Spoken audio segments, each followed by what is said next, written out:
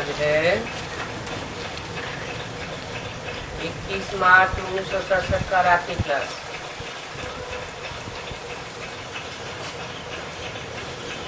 जयपुर में बच्चे पूछते हैं कि नाम क्या लिखें। वास्तव में यह जो गीता का भगवान शिव है और गीता का भगवान कृष्ण है, उन दोनों का कंट्रास्ट दिखाना चाहिए।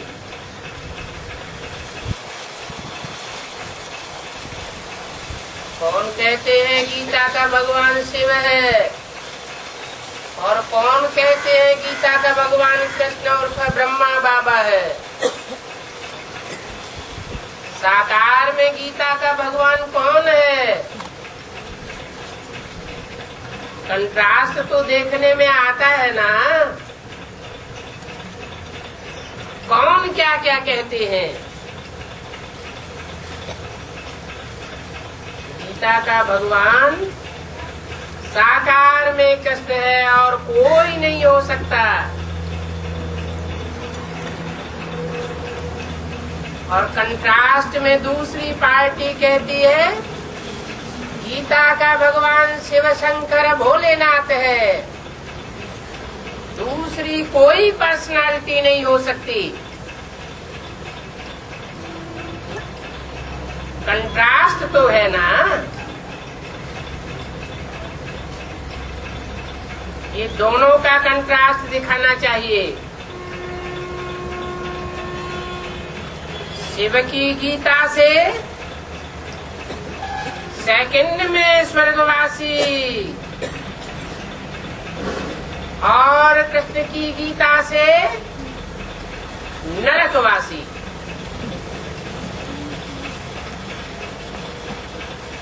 शिव की गीता से सेकंड में नरक स्वर्गवासी कैसे?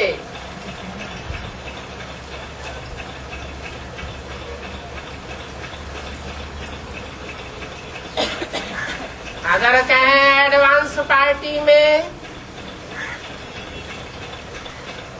एडवांस ज्ञान को जानने वाले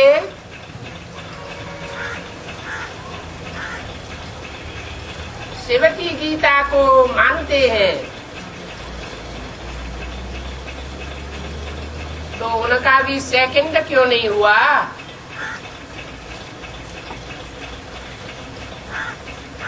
चलो बीके वाले तो मानते हैं कि गीता का भगवान कृष्ण उर्फ दादा लेखराज ब्रह्मा,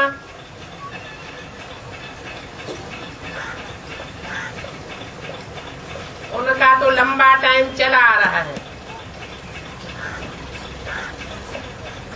और यही कहेंगे कि कृष्ण गीता का भगवान मानने से नरक ही चला आ रहा है।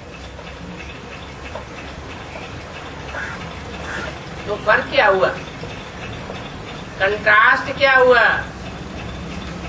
बेसिक में भी नरक चला आ रहा है और एडवांस पार्टी में भी नरक ही चला आ रहा है। फिर वो सेकंड कौन सा है? इस एक सेकंड में गीता का भगवान शिव मानने से स्वर्ग स्थापन हो जाता है। ये एक सेकंड किसके लिए गाया हुआ है?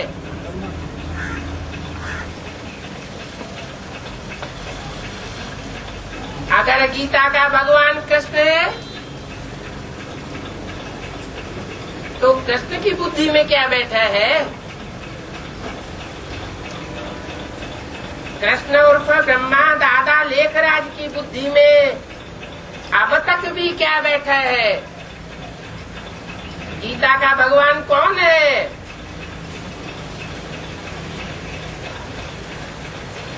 कृष्ण की बुद्धि में जिस सेकंड ये भावना की स्थापना हो जाएगी कि गीता का भगवान मैं कृष्ण की सोल, आखिरी जन्म में पार्ट बजाने वाली ब्रह्मा दादा लेखराज की आत्मा नहीं हूँ। गीता का भगवान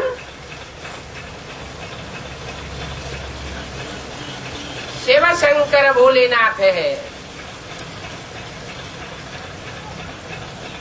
ब्रह्मा की मूर्ति गीता का भगवान नहीं है। शंकर की मूर्ति साकार में गीता का भगवान है।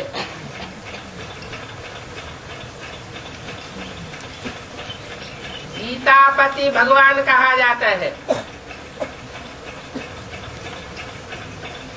तो गीता माता भी साकार में चाहिए और गीतापति भी साकार में चाहिए। बिंदु शिव सिर्फ बिंदु बिंदु आत्माओं का बाप है।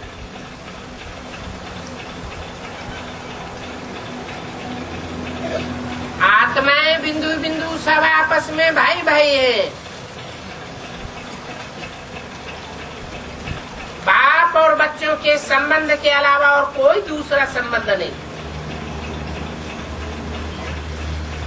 शिव ज्योति बिंदु के बिंदु बिंदु आत्माएं सब बच्चे हैं, भाई भाई हैं, भाई बहन भी नहीं। वो शिव ज्योति बिंदु जब साकार में प्रवेश करता है तो गीता माता का भी पार्ट बजाता है और गीतापति भगवान का भी पार्ट बजाता है।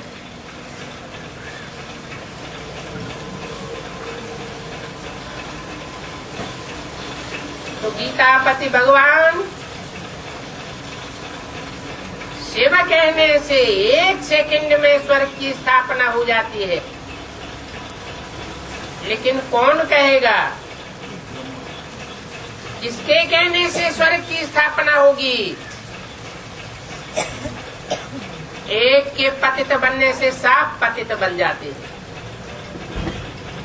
एक के पावन बनने से सब पावन बन जाते हैं। वो एक कौन?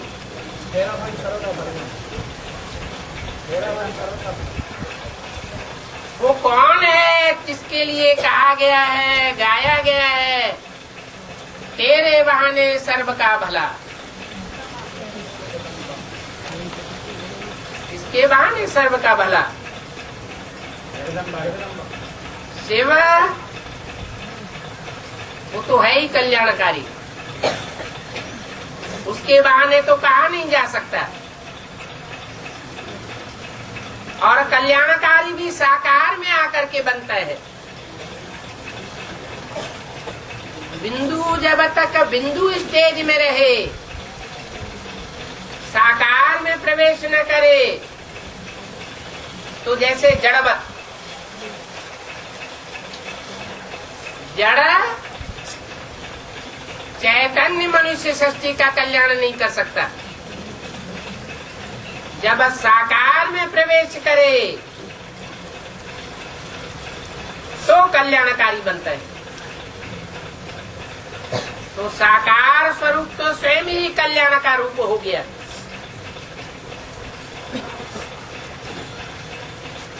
जिसमें वो राम बाप कहो, प्रजापति कहो, प्रजापिता कहो,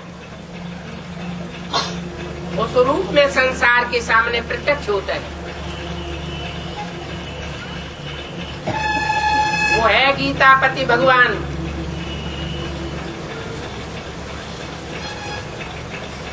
जिसका संगमयुगी मुख्य नाम मूर्ति का है शंकर, जो एकमात्र नाम है देवताओं के बीच में जो शिव के साथ जोड़ा जाता है। ब्रह्मा का नाम नहीं जोड़ा जाता शिव के साथ, विष्णु का नाम भी नहीं जोड़ा जाता शिव के साथ। 33 करोड़ देवताओं में से कोई भी देवता नहीं है सिवाय महादेव शंकर के, जिसका नाम शिव के साथ जोड़ा जाता हो। क्या कारण है? तो बहुत समीप रहता है। शिव शंकर भोलेनाथ इसलिए कहा जाता है कि 3 पुरियों में जो शंकर की मूर्ति है वो शिव के बहुत नजदीक है। उससे जास्ती नजदीक और कोई मूर्ति नहीं है। उसके बाद नंबरवार विष्णु और तीसरे नंबर पर ब्रह्मा की मूर्ति।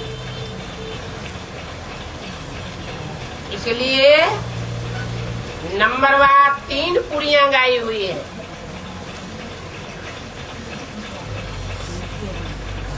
ऊंचते ऊंच धाम के नजदीक शंकरपुरी,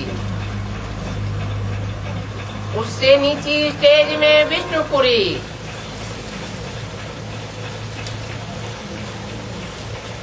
और उससे नीची स्टेज में ब्रह्मापुरी।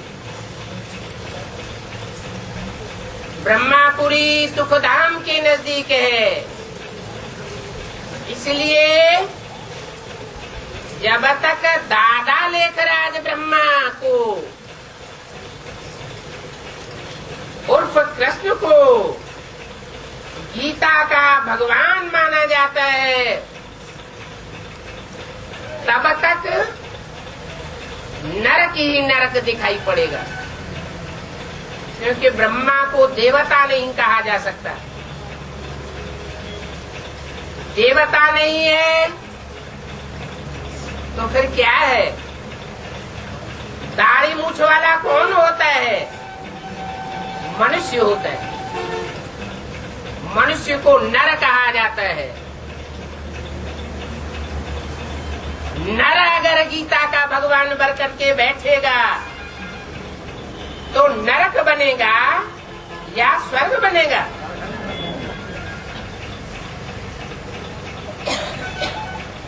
स्वर्ग तब ही बन सकता है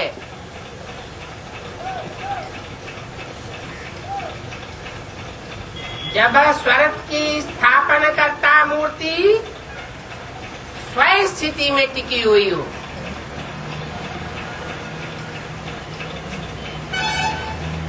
ऐसे तो जो भी धर्म पिताएं हैं वो स्वयं स्थिति में टिके हुए दिखाए जाते हैं, और वो जब आते हैं तो सात्विक समयानुसार सात्विक धर्म की स्थापना करते हैं। हर धर्म पहले सतो प्रधान, बीच में रजो प्रधान और लास्ट में तमो प्रधान होता है। लेकिन वो धर्म पिताएं ड्रामा प्लेन अनुसार मध्यकाल में आते हैं, सृष्टि के आदि काल में नहीं आते। सत्युगी सात्विक सृष्टि की स्थापना नहीं करते, उसके लिए निमित्त नहीं बनते। वो शिव ही है जो शंकर के साथ स्वयं स्थिति में रह करके स्वर्ग की स्थापना का निमित्त बनता है। लेकिन वो साधारण तन में आता है। साधारण तन में आने के कारण ये गीता में बोला गया है, मुझे साधारण रूप में आए हुए भगवान को मूढ़मती नहीं पहचान पाते। तुम बच्चों की बात अलग है। तुम बच्चे बुद्धिमान बाप के बुद्धिमान बच्चे हो। बुद्धिमान बच्चे हो तो बुद्धिमानों की बुद्धि बाप को जल्दी पहचान लेते हो। तुम्हारे में कोई और गुण हो या न हो, लेकिन एक गुण विशेष जरूर है बाप की पहचान। उस बाप की पहचान जो शंकर त्रिनेत्री के फॉलोअर्स है वो ही कर पाते हैं। बाप को पहचानते हैं और प्रैक्टिकल में बाप से वर्षा लेते हैं।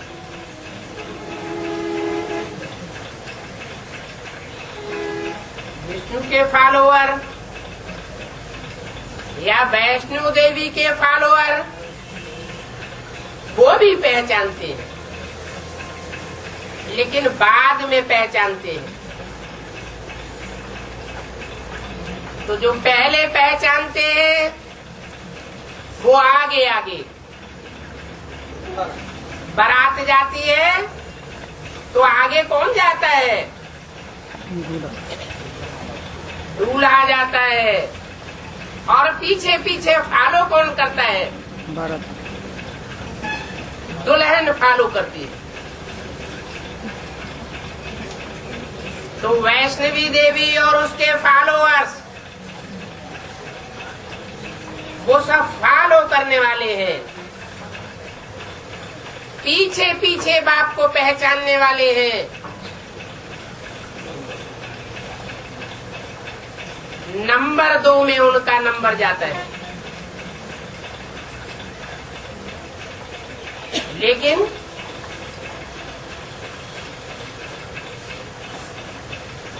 शंकर की मूर्ति और उसके फॉलो करने वाले या विष्णु और उस विष्णु मूर्ति को फॉलो करने वाले अगर बाप को पहचान लेवे और तीसरी मूर्ति और उसके फॉलो करने वाले न पहचान पाए तो त्रिमूर्ति शिव का गायन नहीं हो सकता। फिर तो 2 मूर्ति शिव कहा जाना चाहिए। तो तीसरी मूर्ति जब तक बाप को न पहचाने, गीता के भगवान को न पहचाने, तब तक स्वर्ग स्थापना का कार्य शुरू नहीं हो सकता, संपन्न स्टेज को प्राप्त नहीं कर सकता। तो वो सेकंड अभी आया नहीं है जो ये कहा जाए कि गीता का भगवान शिव है, ये कृष्ण की बुद्धि में बैठ चुका है। कृष्ण की आत्मा अभी भी पढ़ाई पढ़ रही है। मुख्य पढ़ाई का मुद्दा क्या हुआ? गीता का भगवान साकार कृष्ण उर्फ ब्रह्मा बाबा है या निराकारी स्टेज को धारण करने वाला शिव शंकर भोलेनाथ है।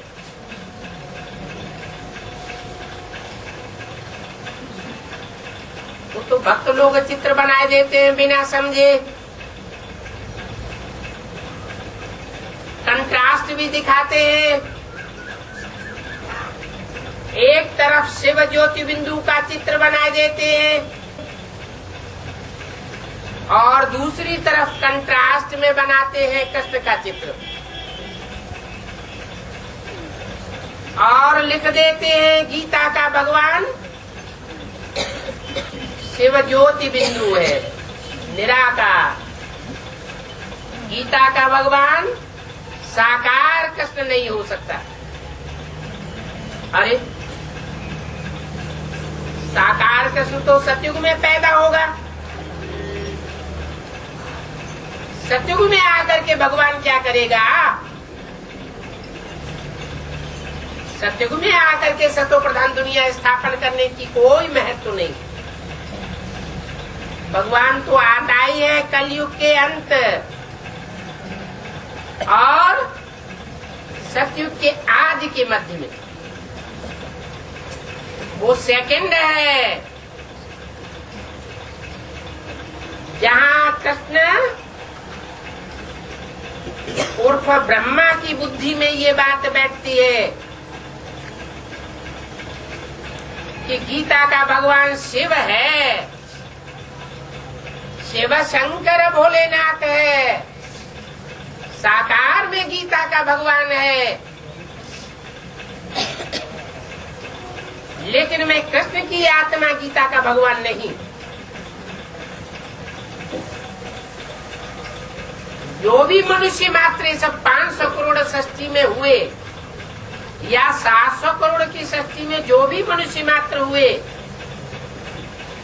उनमें पहला मनुष्य कौन है? पहला जन्म किसका होता है?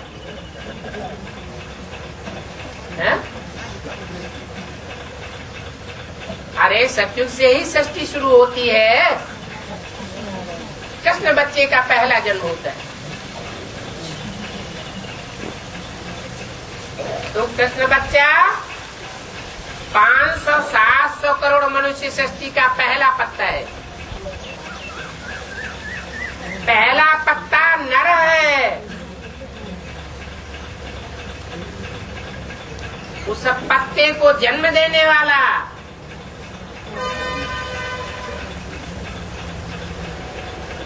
नर होगा या नारायण होगा? उसे नर नहीं कहेंगे, नारायण कहेंगे। जिस नारायण की मंदिरों में पूजा होती है, सतयुग में पैदा होने वाले कृष्ण की मंदिरों में पूजा होती है क्या? होती है। सतयुग में और त्रेता में पैदा होने वाले कोई देवताओं की पूजा नहीं होती।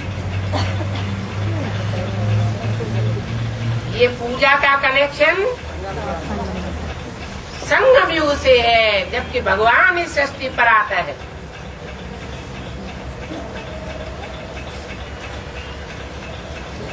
और नर को नारायण बनाता है।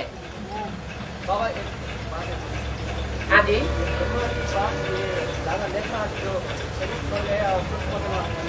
इसकी बात है, लेकिन वो उसमें प्रवेश करके बात बजाते हैं, इसकी बात है। कृष्ण गीता का भगवान नहीं, माना नर रूप में पाठ बजाने वाला कृष्ण गीता का भगवान नहीं। तो मेरे बात समझने वाला किसकी बात है? जगदम्बा की है। जगदम्बा तो मूर्ति है। कोई मंदिर में मूर्ति की स्थापना कराते हैं तो स्थापना मूर्ति की कर देने मात्र से ही पूजा होना शुरू होती है, या उसमें आत्मा की प्रतिष्ठा कराते हैं तब पूजा होती है। तो वो कृष्ण की सोल जो शंकर के मस्तक पर विराजमान है, बच्चा जो पहला बच्चा है सृष्टि का बनने वाला है,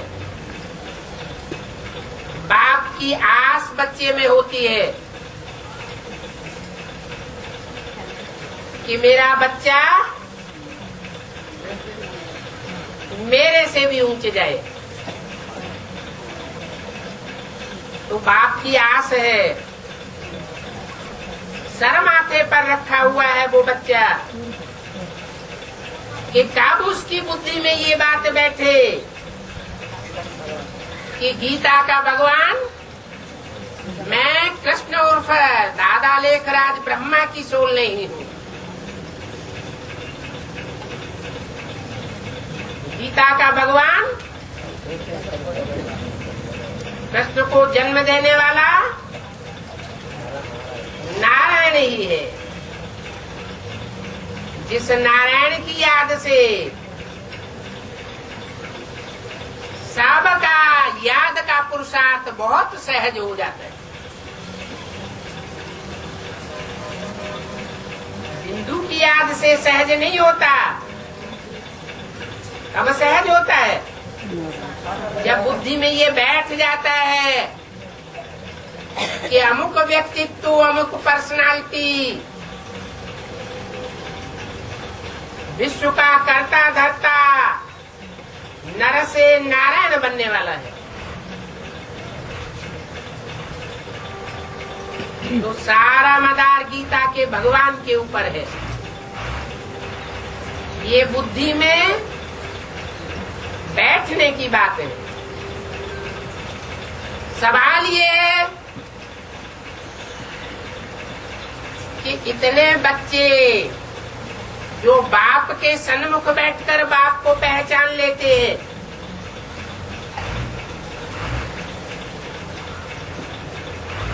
उनके बहाने सर्व का भला क्यों नहीं?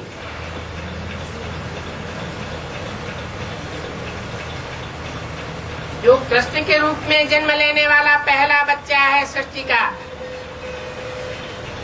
उस आत्मा के ऊपर सारा मदार क्यों डाल दिया गया?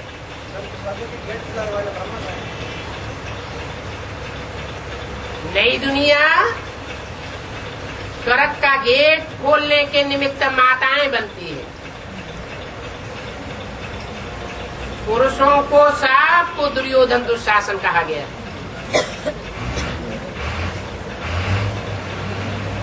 जो भी रुद्रमाला के मणके हैं, जिन्हें शिव बाबा कहते हैं तुम बच्चे,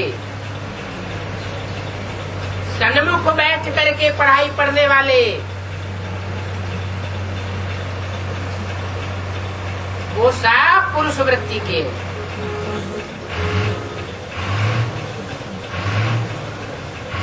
पुरुष तन भी और पुरुष वृत्ति भी दुर्योधन दुशासन वाली है। इसलिए वो नई दुनिया स्वर्ग की गेट खोलने के निमित्त नहीं बन सकते। स्वर्ग के गेट खोलने के लिए निमित्त शिवाचार्य बनाते हैं माताओं को। वो शंकराचार्य कहते रहे गीता को नारी नरक का द्वार है, और ये शिवाचार्य आकर के कहते हैं नारी नरक का द्वार नहीं है, नारी स्वर्ग का द्वार खोल सकती है।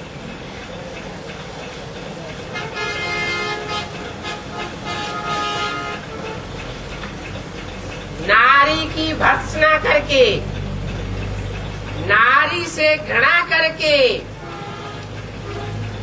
जो दूर भागते हैं, उसे परिवर्तन नहीं कर सकते, क्योंकि कलयुग के अंत में आसुरी संप्रदाय नारी मात्र को अबला बनाए देता है।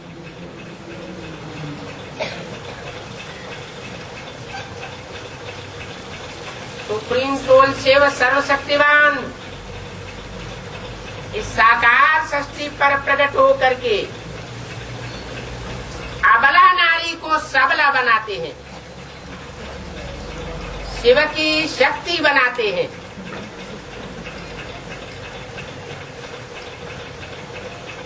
नरक बनाने वाले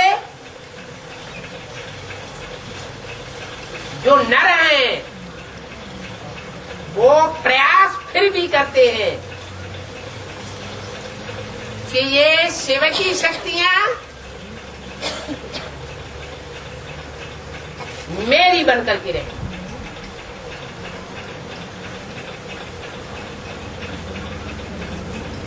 तो वो नरक बनाए देते हैं।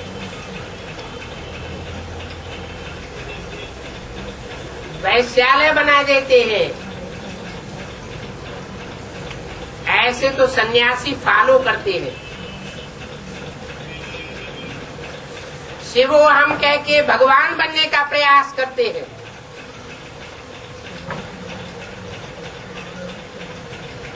वो भी माता को माता ही कहते हैं।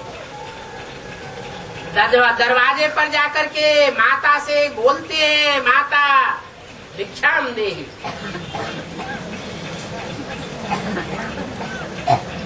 यादगार तो सब भारत की है, संगम युग की है। चित्र दिखाते हैं कि अन्नपूर्णा माता ने शंकर को भिक्षा दी।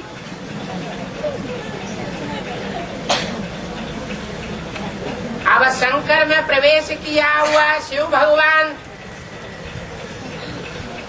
स्थूल भोजन की भिक्षा लेने आवेगा क्या? भोजन कहा जाता है याद को, याद की खुराक है और ज्ञान का पेय है, ज्ञान का पानी है, ज्ञान का जल है। तो भोजन की भिक्षा मांगते हुए जो सच्चा सच्चा शिवोहम है, जो शिव उसमें प्रवेश करके बोलता है,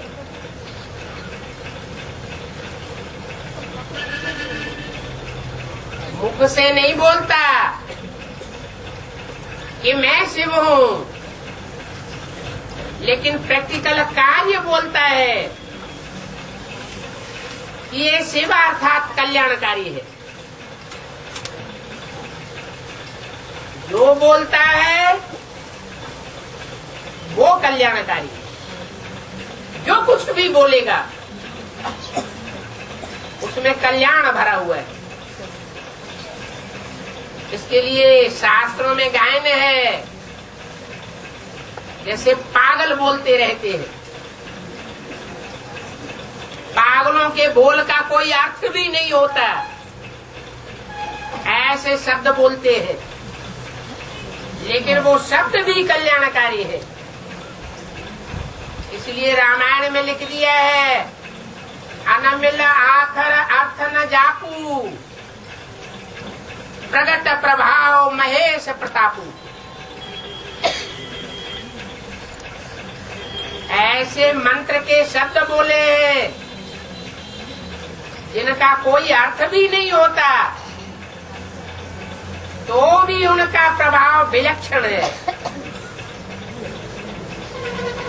तो जो बोलता है तो शिव अर्थात कल्याणकारी बोलता है। जो भी कर्मेंद्रियों से कर्म करता है, चाहे वो श्रेष्ठ कर्मेंद्रियां हो और चाहे वो भ्रष्ट कर्मेंद्रियां हो, जो भी कर्म करता है वो कल्याणकारी साबित होता है। अकल्याण का नाम निशान नहीं। ये हुई वाचा और कर्मणा की बात। अब रही दृष्टि की बात।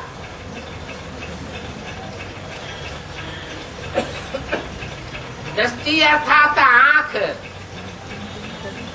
उस तीसरे नेत्र के द्वारा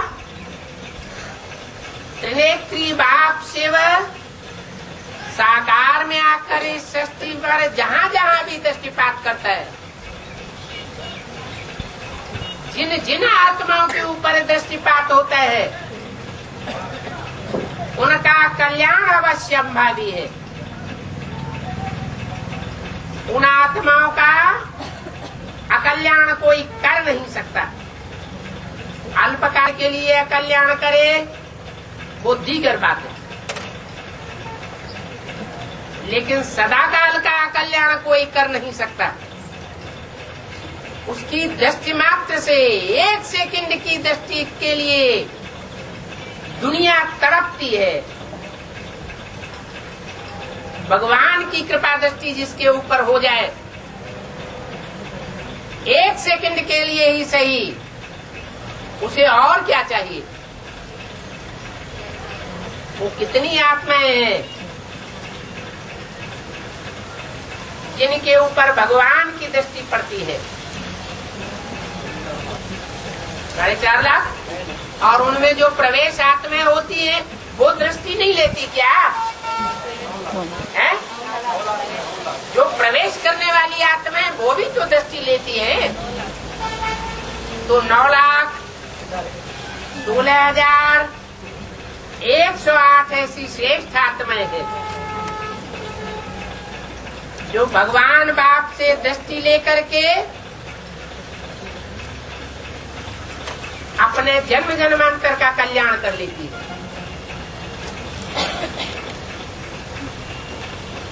बाकी बाकी जितनी भी आत्माएं हैं, मनुष्य आत्माएं,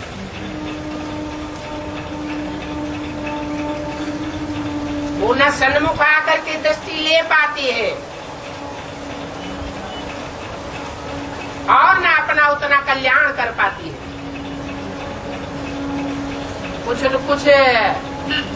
देहधारियों की कृपा दृष्टि के नीचे आ जाती है। देहधारियों की कृपा दृष्टि उनका कल्याण कर देती है, कलाएं कम कर देती है, जन्म कम कर देती है। वो आत्माएं इस सत्य रूपी रंगमंच पर ऑलराउंड पार्ट बजाने के काबिल नहीं रहती, कमजोर आत्मा बन जाती है, क्योंकि ये जान लेती है कि भगवान इस सृष्टि पर आया हुआ है, फिर भी देहधारियों को अपना बाप बना लेती है, अपना सरपस्त बना लेती है। भगवान बाप कहते हैं, अगर अपना पूरा ही कल्याण करना है तो एक शिव बाबा दूसरा न कोई। अगर दूसरे कोई से मत ले अथवा अपनी मनमत चलाई तो अकल्याण जरूर करेंगे, अकल्याण की शूटिंग जरूर होगी, अकल्याण की रिकॉर्डिंग जरूर हो जाएगी।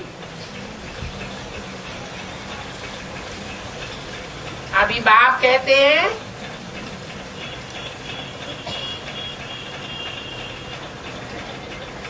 कि ये बात बुद्धि में पक्की बैठ जानी चाहिए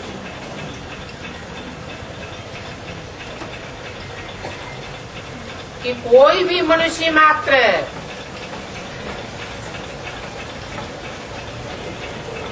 गीता का भगवान नहीं हो सकता सिवाय एक के। एक ही आत्मा है आत्माओं के बीच में, आत्मिक रूप में पाठ बजाने वाली आत्माओं के बीच में एक ही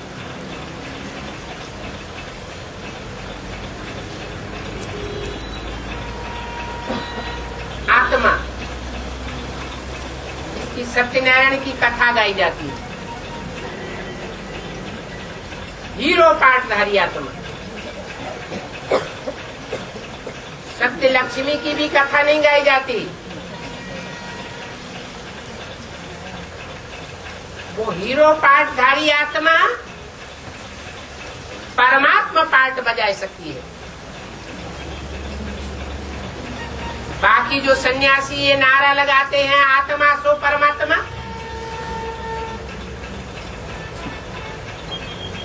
और एडवर्टाइजमेंट कर दिया है कि जो भी आत्मा है सब परमात्मा का रूप है, ये असंभव बात है। एक ही आत्मा निमित्त बनी हुई है,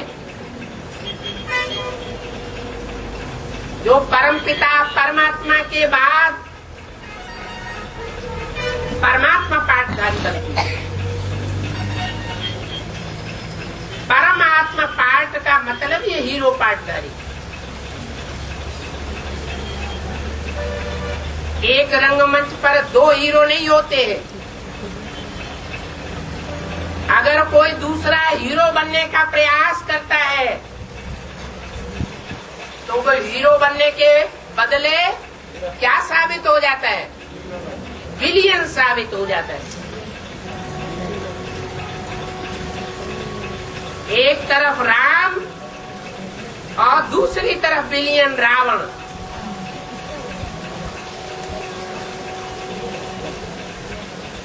रावण क्या करता है?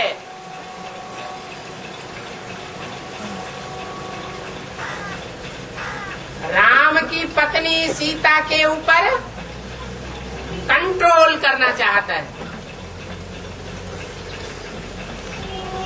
ये कंट्रोल करने से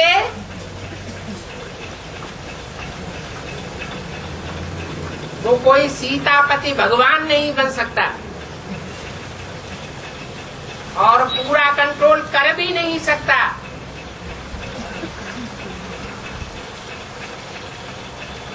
लेकिन खंडित तो कर ही देता है।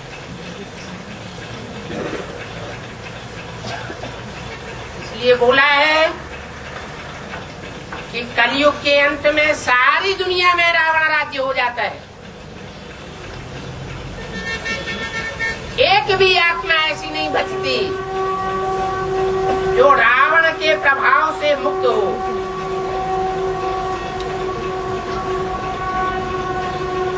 और संगम युग में एक ही राम की आत्मा आखिरी जन्म में निमित्त बनती है, जिसमें शिव सुप्रीम सोल प्रवेश करके मुकर्रर रथ का पाठ बजाता है। वो मुकर्रर रथ जो परमात्मा पाठधारी बनकर संसार के सामने प्रत्यक्ष होता है, वही संसार के सामने गीतापति भगवान के रूप में भी प्रत्यक्ष होता है। जो इस रहस्य को जानते जावेंगे, पक्के निश्चय बुद्धि 100% बनते जावेंगे, उनकी बुद्धि में स्वर्ग का नक्शा पक्का खींचा जा सकता है और खींच जाता है। और उनकी बुद्धि में निश्चय अनिश्चय का चक्र चलता रहेगा। तो बोला कि शिव की गीता से सेकंड में स्वर्गवासी बन सकते हैं और कृष्ण की गीता से नरकवासी बन पड़े हैं।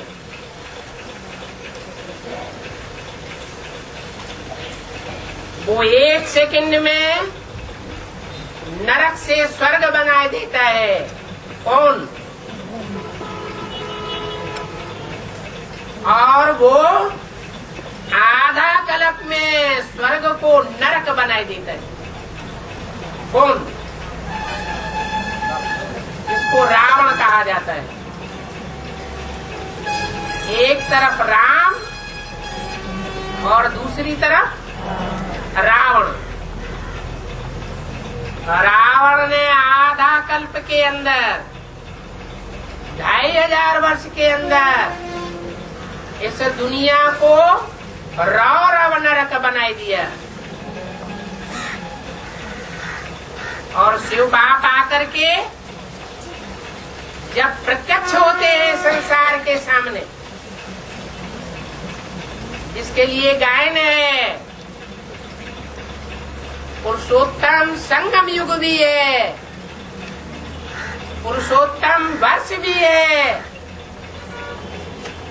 पुरुषोत्तम मास भी है, पुरुषोत्तम बनने का पुरुषोत्तम दिन भी है और पुरुषोत्तम बनने की पुरुषोत्तम घड़ी भी नुदी हुई है।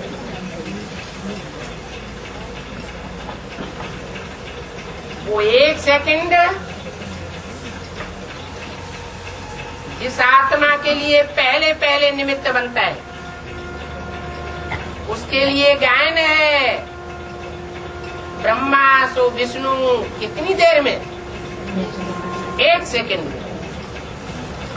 ये ब्रह्मा के लिए गायन है या एक सेकंड में ब्रह्मा नर तो ब्रह्मा विष्णु देवता।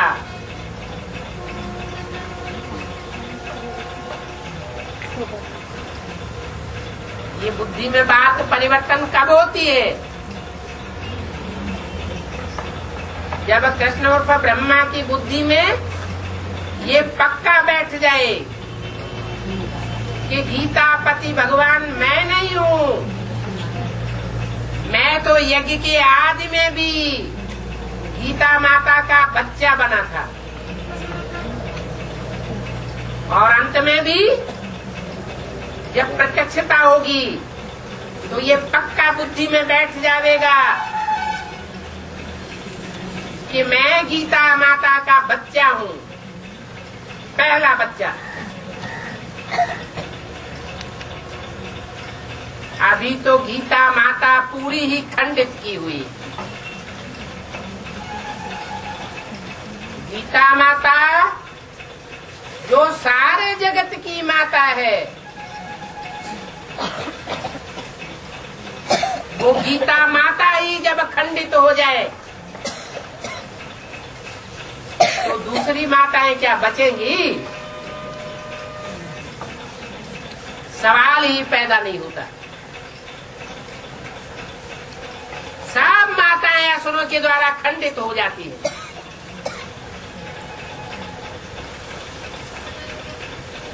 वृत्ति के द्वारा खंडित होती है। जिनके द्वारा खंडित होती है उन पर पुरुषों की उनको याद आती रहती है। दृष्टि के द्वारा खंडित होती है। जिनकी दृष्टि से खंडित होती है उनकी उन्हें याद आती रहती है और उस याद से परेशान होती रहती है। कैसे पीछा छूटे? सिर्फ दृष्टि वृत्ति की ही बात नहीं, कलयुग के अंत में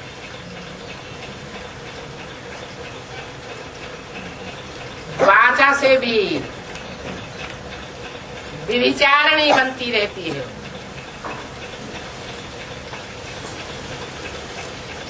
जिसके साथ दिल की बातें कही जाती हैं उसे दिलावर कहा जाता है। दिल की बातें दिलावर से की जानी चाहिए और वो दिल की बातें एक से न कहकर कोई दूसरे तीसरे चौथे पुरुष से कही जाए या बात उनसे एकांत में की जाए तो वो व्यभिचारी रावण संप्रदाय की रचना बन जाती है। इसी तरह कर्मेंद्रियों से जो माताएं खंडित हो जाती हैं, पर पुरुष के कर्मेंद्रियों से खंडित होने के कारण उनको जीवन भर वो याद सताती रहती है और दुख देती रहती है। जैसे सीता रावण की जेल में दुखी थी।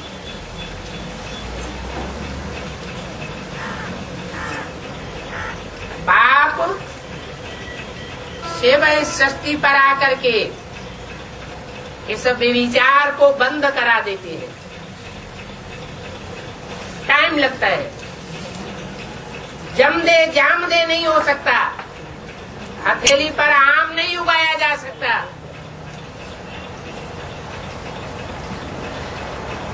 जो माताओं की भी माता है वो कौन सी आत्मा है जिसका पहले परिवर्तन जरूरी है? माता का सबसे बड़ा गुण कौन सा होता है? सहन शक्ति, जिसको जगदम्बा शरीर के रूप में नाम दिया। उसने सहन शक्ति का पाठ बजाया या कोई दूसरी आत्मा ने बजाया? ब्रह्मा की सोल ने सहन शक्ति का पाठ बजाया। जो सहन शक्ति रूपी गुण सब गुणों का राजा है। तो कौन सी आत्मा सब माताओं की माता के रूप में पाठ बजाने वाली हुई? ब्रह्मा की सोल। वो सोल है, वो आत्मा है और जगदम्बा तो शरीर है। शरीर का नाम है जगदम्बा और उसमें जो सोल प्रवेश करके कार्य करती है वो हुई ब्रह्मा। दो आत्माएं हैं। एक जड़त्वमयी पाठ बजाती है, उन जड़त्वमयी सामूहिक तत्वों का नाम दिया जाता है पृथ्वी, जल, वायु, अग्नि और आकाश। ये 5 तत्व रूपी जगदम्बा रावण के 5 सिर बन जाते हैं और जो सोल उसमें प्रवेश है, जो असली जगत माता का सहन शक्ति का पाठ बजाती है, दादा लेखराज ब्रह्मा की सोल,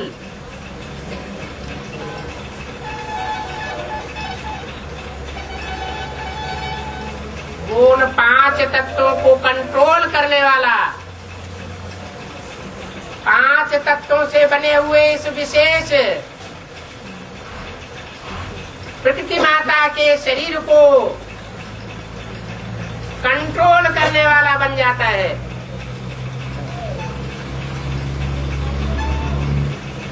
और विकृति पैदा करता है संसार में। उन विकृतियों में 5 विकार मुख्य गाये हुए हैं, जो रावण के पहले सिर माने जाते हैं। प्रकृति स्त्री स्वरूप है और रावण के सिर पुरुष रूप है। काम, क्रोध, लोभ, मोह, अहंकार, ये 10 विकार और उनके अधीन रहकर चलने वाली वो मंद बुद्धि, जड़ बुद्धि, मंदोदरी, ये रावण का रूप बन जाता है। इस रावण की चक्करी से बच करके रहना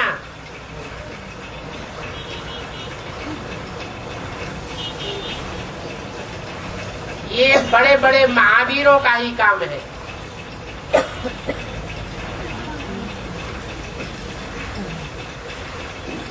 आदि में हर आत्मा सतो प्रधान होती है और अंत में हर आत्मा तमो प्रधान बन जाती है। चाहे वो राम की आत्मा ही क्यों न हो या कृष्ण की ही आत्मा क्यों न हो। सतयुग के आदि में जो सतो प्रधान, वो कलयुग के अंत में तमो प्रधान बन जाता है।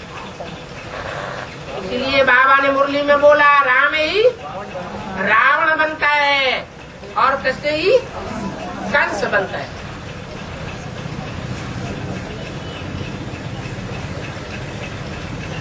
कंस का जघन्य अपराध कौन सा गाया हुआ है?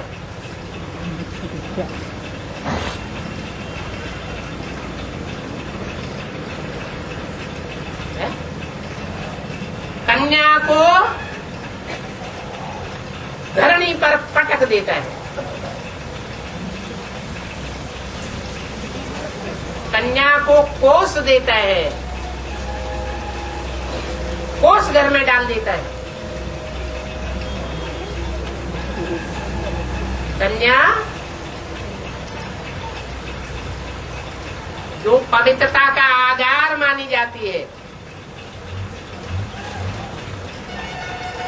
उसकी ही मट्टी पलित कर देता है।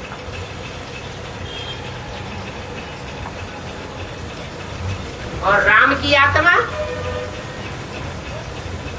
जब तमो प्रधान बनती है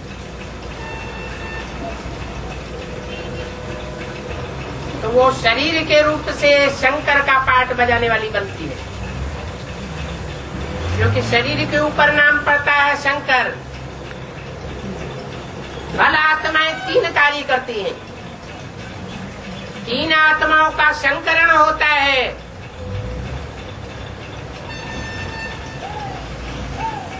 तो शंकर कहा जाता है।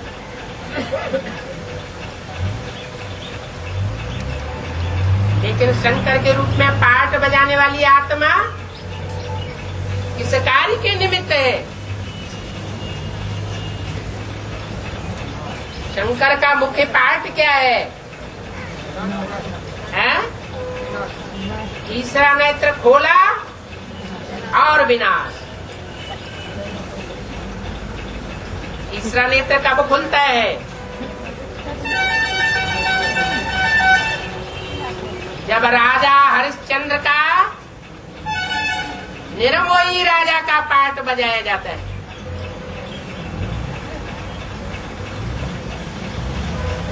मैं आत्मा ज्योति बिंदु और मेरा बाप शिव ज्योति बिंदु।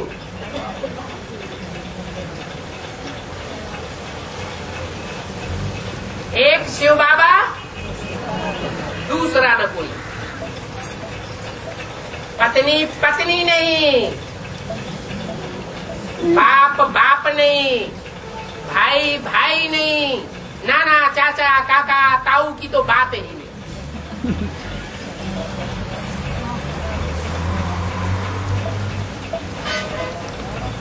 सारी सृष्टि का जो आसुरी सृष्टि है,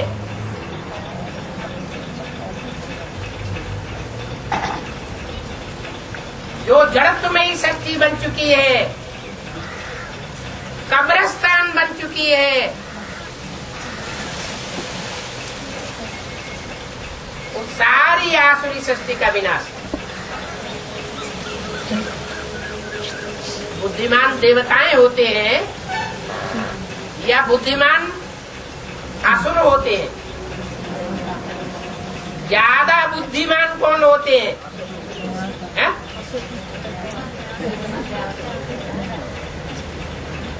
ज्यादा सात्विक बुद्धि किसकी होती है? बुद्धि हो और तामसी बुद्धि बन जाए विकारों के प्रभाव से, तो वो बुद्धि नष्ट बुद्धि हो गई। तो देव बुद्धि जो देवताएं हैं 16 कला संपूर्ण, सर्वगुण संपन्न, संपूर्ण अहिंसक मर्यादा पुरुषोत्तम, वो हैं बुद्धिमान बाप के बुद्धिमान बच्चे, जिनके संगमगी स्वरूप की यादगार मंदिरों में पूजी जाती है। उनके सतयुगी रूप की पूजा नहीं होती। वो बुद्धिमान बाप के बच्चे विनाश के निमित्त नहीं बनते,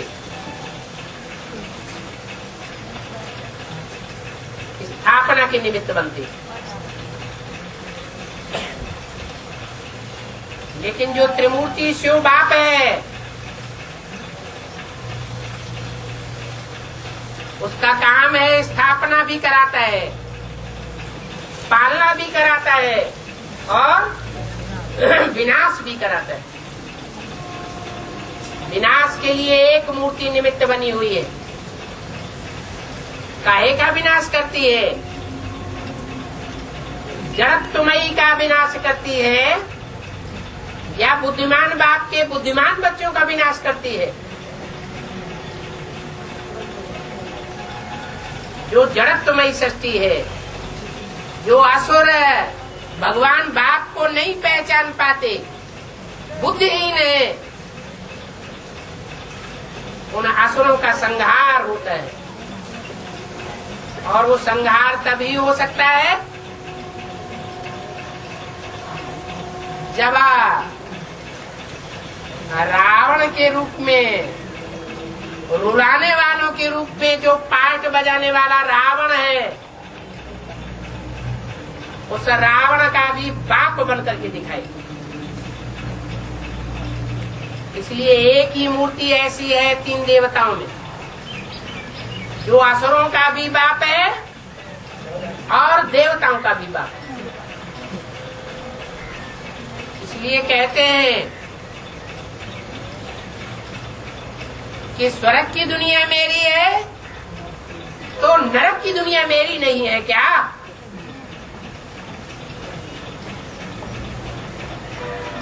वो सारी सृष्टि का अधिष्ठाता है। सतयुग त्रेता रूपी स्वर्ग का भी अधिष्ठाता है, बीज है, और द्वापर कलयुगी सृष्टि का भी बीज है, वो बीज बाप है। इसलिए वो बीज बाप यज्ञ के आदि में प्रजापिता है और अंत में सारी प्रजा का पति है। जो बोलते हैं तुम्हारे पतियों का भी पति आया हुआ है।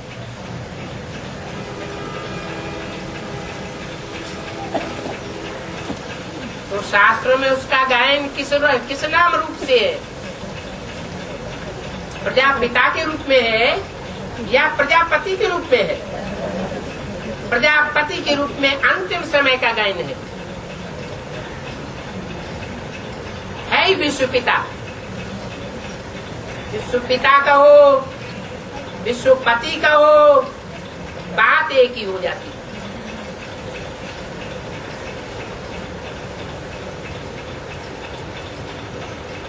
तो जो भी माताएं हैं, उन माताओं में जो मुखिया माता है, उस माता के साथ भी उसका कौन सा संबंध है? एवरलास्टिंग। पिता पति का संबंध है। आज की दुनिया में भी देखा जाता है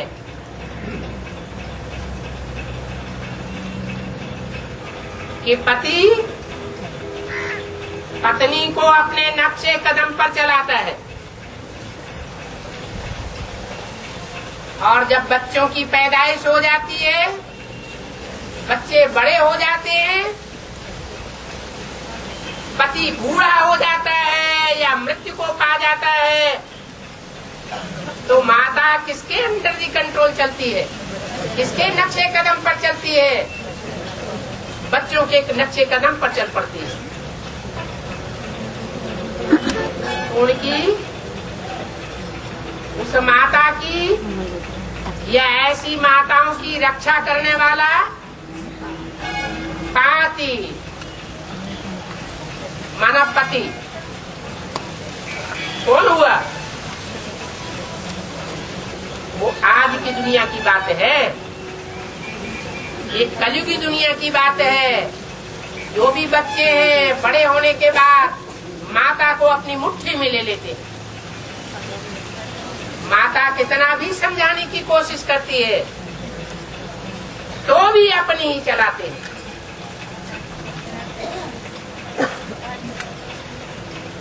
इस परंपरा का सूत्रपात किसने किया?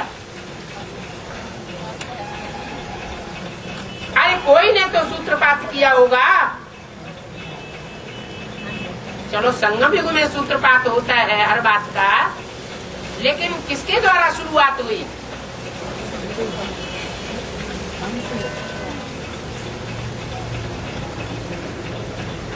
यज्ञ के आदि में राम वाली आत्मा तो फेल होकर के चली गई, अनिश्चय बुद्धि बनी, मानव मृत्यु को प्राप्त हो गई।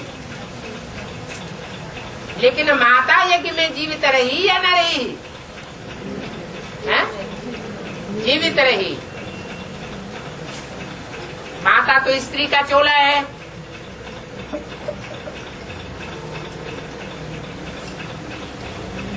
वो स्त्री चोले को कंट्रोल करने वाला उस समय यज्ञ में कौन रहा?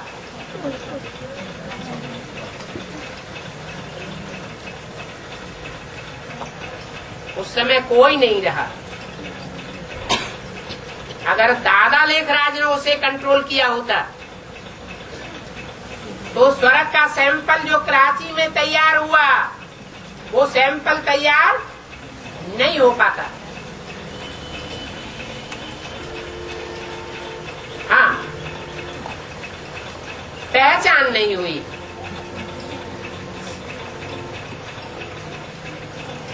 इस यज्ञ में सरपरस्त कौन था और सरपरस्त अब कौन है? आज की बात। सीता माता को ब्रह्मा बाबा ने सीता माता के रूप में पहचान नहीं पाया। बलबो माता बचपन के उस कृष्ण का पाठ की शूटिंग करने वाले ब्रह्मा बच्चे को पालना दे रही थी। अच्छी अच्छी बच्चियां जो मम्मा बाबा को डायरेक्शन देती थी, ड्रिल कराती थी, टीचर बन करके बैठती थी, वो आज यज्ञ में है नहीं।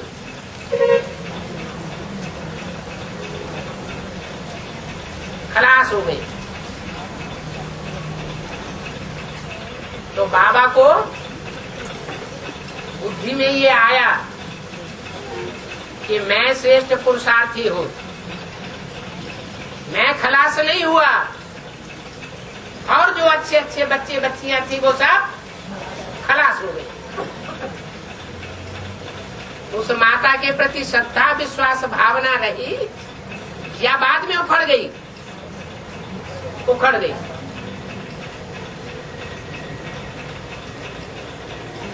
वहीं से उनकी बुद्धि में बैठ गया कि मैं ही शिव भगवान का मुकर्रर रथ हूं।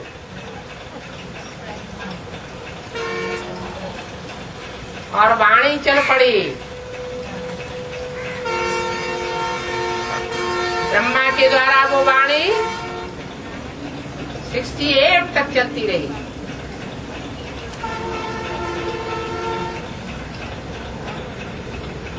और पार्ट भी माता का बजाया।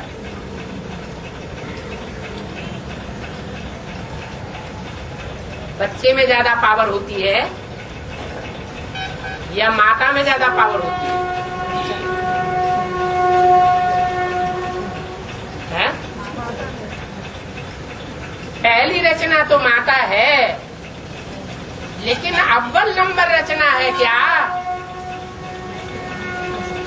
है? अव्वल नंबर रचना माता नहीं होती, क्योंकि माता का एक विशेष स्त्री चोले का अवगुण है। कौन सा? मोह। मोह मार देता है। वो मोह चाहे साकार चोले में हो और चाहे अव्यक्त बने हुए सूक्ष्म शरीर वाला मोह हो, मोह के कारण माता नीचे जाती है। अगर बच्चों में वो ममत्व न रहे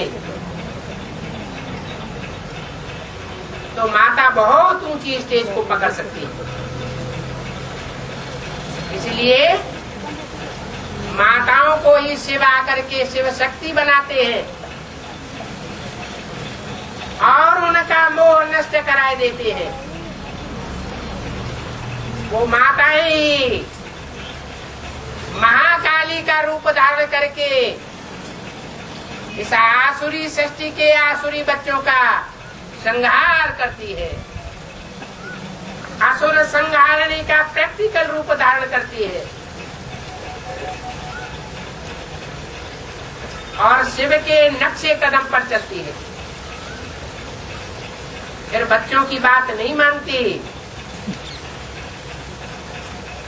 बच्चों के इशारे पर नहीं चलती, क्योंकि इस आसुरी सृष्टि में सारे ही बच्चे नंबरवार पुरुषार्थ अनुसार असुर बन जाते हैं।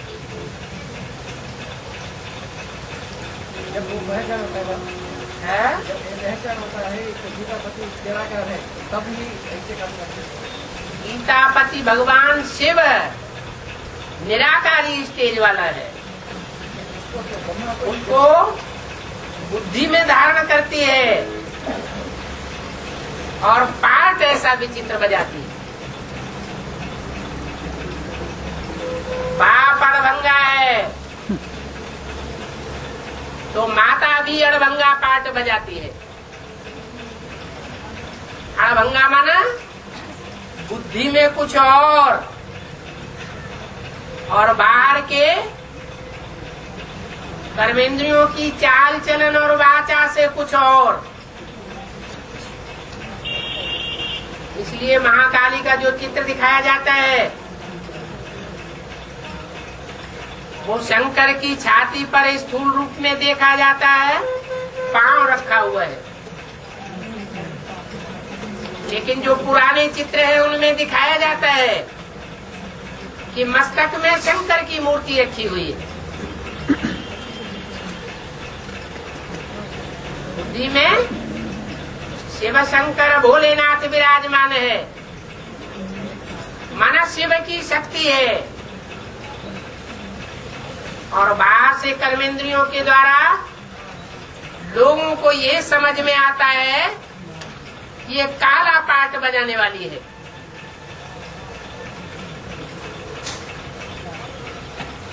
विचित्र बाप के विचित्र बच्चे हैं और विचित्र उनका पाठ है। परंतु वो पाठ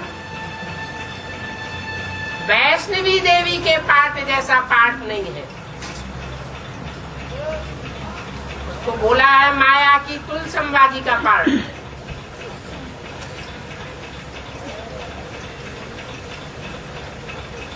ओम शांति।